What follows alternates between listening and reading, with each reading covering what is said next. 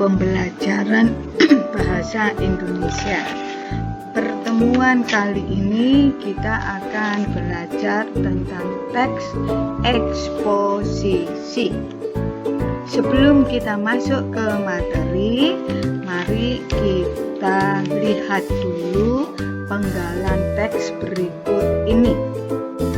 Ibu beri kesempatan untuk membaca sekaligus memahami.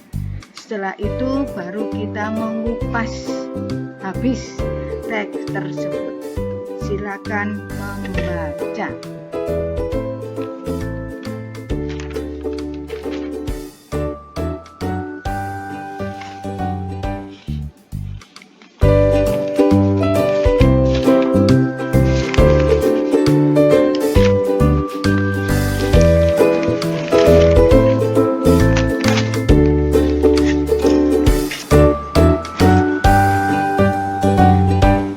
Anak-anakku, kita memahami teks tersebut.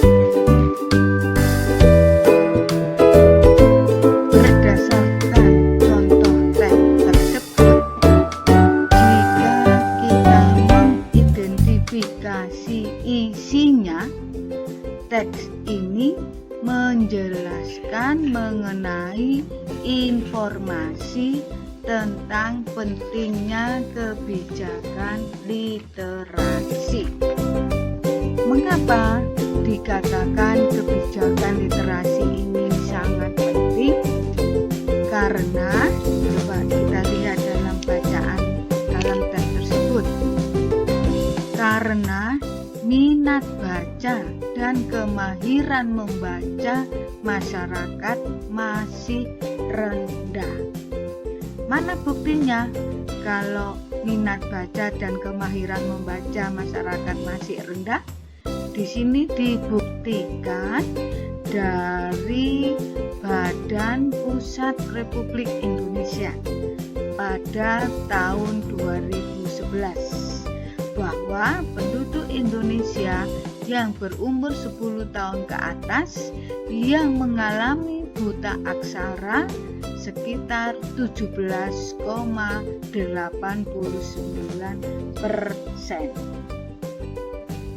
Tujuan dari teks tersebut supaya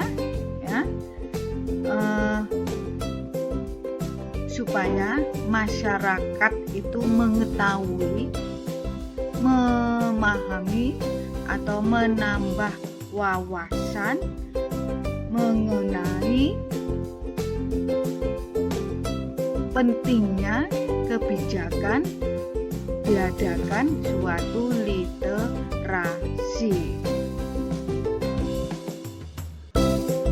Dan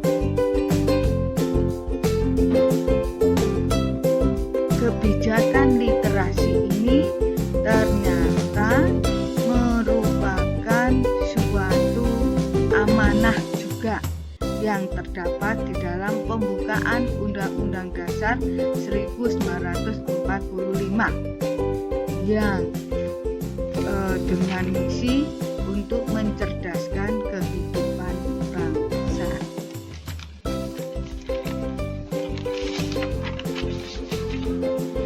Terus berikut dari gaya penulisan teks tersebut, teks ini gaya penulisannya bersifat informatif. Maksudnya informatif, memberikan informasi secara jelas atau dapat dipertanggungjawabkan kebenarannya dan objektif apa adanya. Di sini sudah tertera ya, berdasarkan data dari Badan Pusat Republik Indonesia, disebutkan juga pada tahun 2011 ya, dikatakan yang mengalami buta aksara ya itu sekitar 17,89%. Berarti teks ini dapat dipertanggungjawabkan kebenarannya dan bersifat objektif apa adanya. Terus teks ini sumber datanya tidak asal mengambil data tersebut, tetapi berasal dari referensi, ya, dari buku-buku yang menunjang bukti bahwa kebijakan literasi itu sangat penting. Apalagi di sini disertai dengan bukti-bukti pendukung lainnya. Jadi, jika kamu menjumpai teks semacam itu, ya, yang ciri-cirinya sudah disebutkan tadi, maka teks yang demikian dinamakan dengan teks eksposisi. Sekarang kita bandingkan dengan teks berikut ini. Silakan dibaca dan dipahami lagi.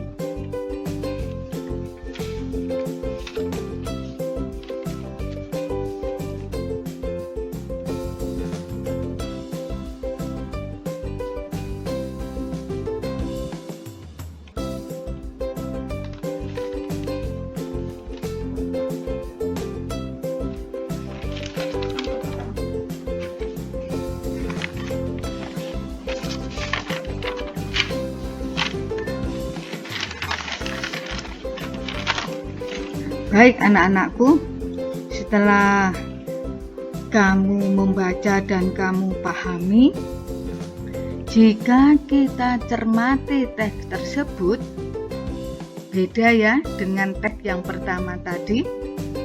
Kalau teks yang berikut ini isinya menggambarkan keadaan rumah Ahmad. Di situ digambarkan oleh si penulis, ya. Di sini penulis menggambarkan rumah Ahmad. Mana buktinya? Nah, rumah Ahmad terletak di depan rumahku. Terus didukung oleh halaman rumahnya terdapat pohon mangga. Bunga-bunga menghiasi depan rumah Ahmad.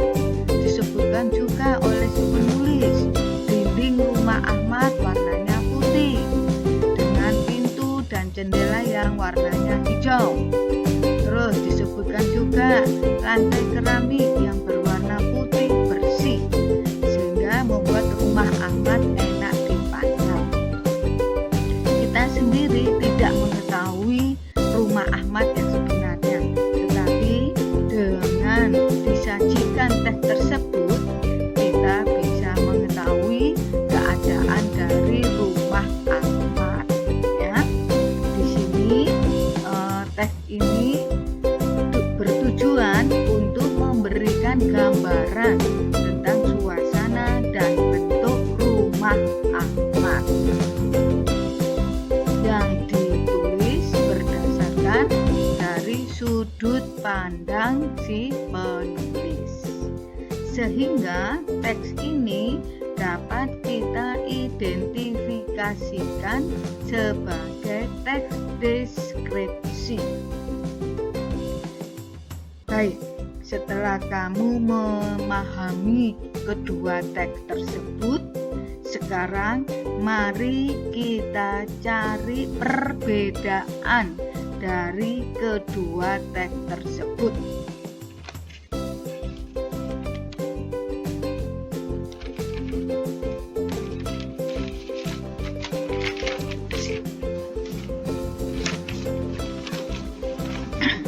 Baik, kita lihat dulu dari teks eksposisi, ya. Kita kembali ke teks yang pertama tadi.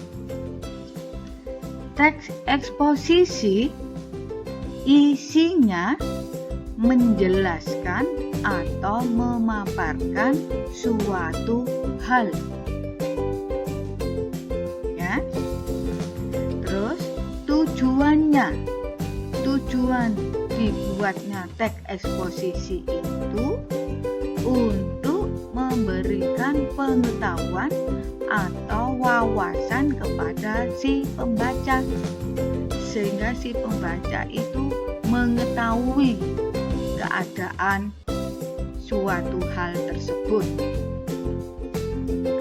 Yang berikut, dari gaya penulisannya, kalau teks eksposisi itu bersifat informatif. Ya, dikatakan informatif maksudnya memberikan informasi secara jelas dan dapat dipertanggungjawabkan kebenarannya. Jadi nanti kalau kamu disuruh membuat teks eksposisi harus bersifat menjelaskan atau memaparkan yang disertai dengan bukti atau data yang dapat dipertanggungjawabkan kebenarannya. Ciri yang terakhir, sumber datanya diambil dari referensi. Maksudnya referensi itu dari membaca buku yang menunjang objek tersebut. Ya, juga disertai dengan bukti-bukti pendukung lainnya, misalkan data seperti itu. Ya, kita lihat sekarang teks deskripsi. Ciri yang pertama, dari segi isinya, teks deskripsi itu menggambarkan keadaan suatu hal.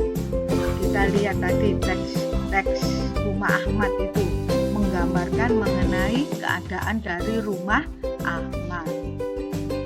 Tujuan dari teks deskripsi itu untuk memberikan gambaran suatu objek secara jelas. Meskipun kita tidak melihat secara langsung keadaan rumah Ahmad, tapi dengan membaca teks tersebut kita menjadi tahu dan jelas keadaan dari rumah Ahmad.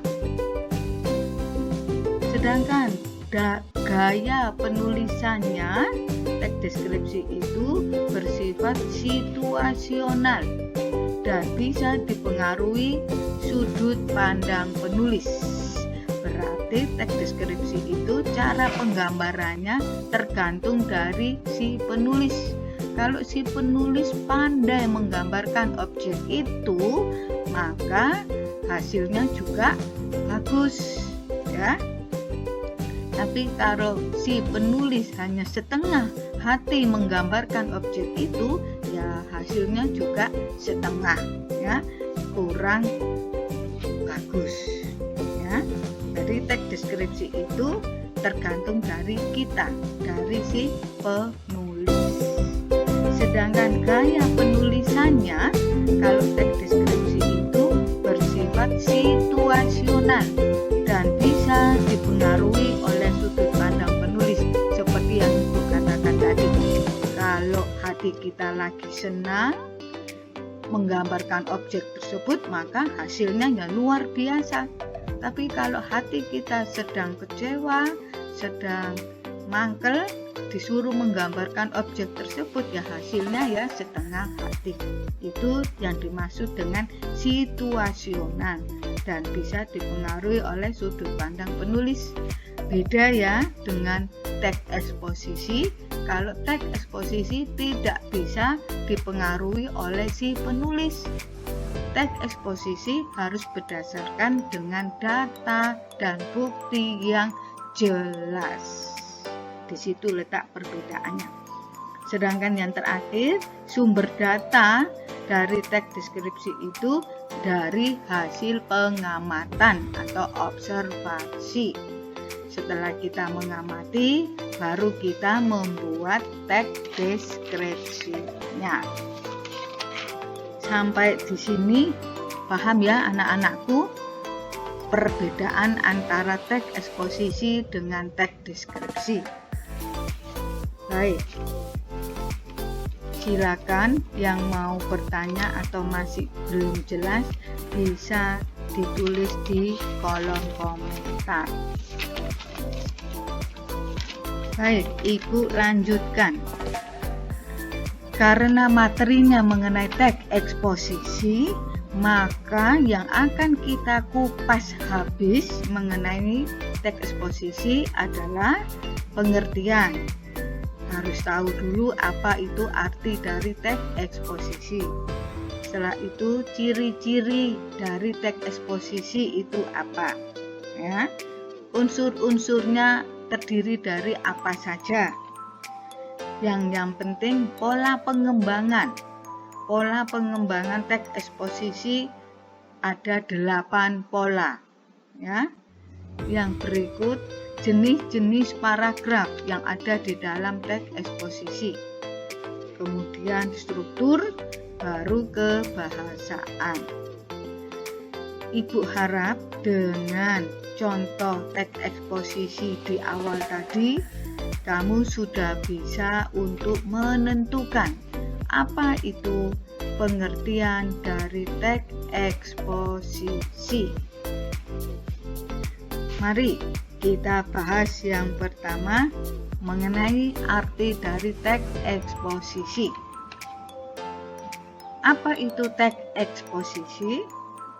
Teks yang berisi sebuah informasi yang berupa gagasan atau pendapat yang disertai dengan fakta dan bertujuan untuk memberikan informasi dan pengetahuan kepada kita semua tentang suatu hal. Nah, seperti contoh teks yang di awal tadi, ya, mengenai kebijakan literasi. Ya. Tadi juga disertai dengan gagasan, ya, atau pendapat mengenai pentingnya kebijakan literasi yang didukung dengan data, ya. Nah, terus kita sebagai si pembaca menjadi tahu ternyata pada tahun 2010, ya, dan anak yang berusia 10 tahun ternyata banyak yang mengalami buta aksara. Nah, informasi ini berdasarkan data dan tidak direkayasa oleh si penulis. Jadi, menurut kalian, teks eksposisi itu bersifat fakta atau pendapat? Bagus. Jawabannya, teks eksposisi itu merupakan perpaduan antara fakta dan pendapat. Ya, maksudnya pendapat yang disertai fakta. Itu pengertian dari teks eksposisi. Sudah paham ya anak-anakku? Jadi teks eksposisi itu perpaduan antara gagasan dengan fakta. Ya, gagasan dari orang lain terus dibuktikan dengan fakta, seperti teks awal yang kamu baca tadi. Ya, baik. Berdasarkan pengertian, mari kita tentukan ciri-ciri khusus dari teks eksposisi, atau mengapa itu dikatakan teks eksposisi. Yang pertama, tadi setelah kamu membaca teks kebijakan literasi tadi, ya, ternyata isi dari teks eksposisi itu bersifat menjelaskan atau memaparkan suatu hal. Diingat ya. Jadi ciri yang pertama teks eksposisi itu harus bersifat menjelaskan atau memaparkan suatu hal. Ya. Ciri yang kedua, karena menjelaskan atau memaparkan suatu hal, maka teks eksposisi ini bertujuan untuk memberikan pengetahuan atau wawasan kepada si pembaca. Jadi kasarannya kita mendapat ilmu baru setelah membaca teks tersebut. Itu tujuan. Jadi nanti kalau kamu disuruh membuat teks eksposisi, berarti harus bisa teks itu menambah wawasan atau pengetahuan bagi si pembaca. Jadi tidak menyalin, tidak menduplikat, tetapi membuat sesuatu yang baru, sehingga sesuatu yang baru itu dapat menambah wawasan bagi si pembaca. Terus tadi sudah Ibu sebutkan ya, karena teks eksposisi itu bersifat informasi yang memaparkan atau menjelaskan, maka teks eksposisi dari gaya bahasanya bersifat informatif atau mengajak.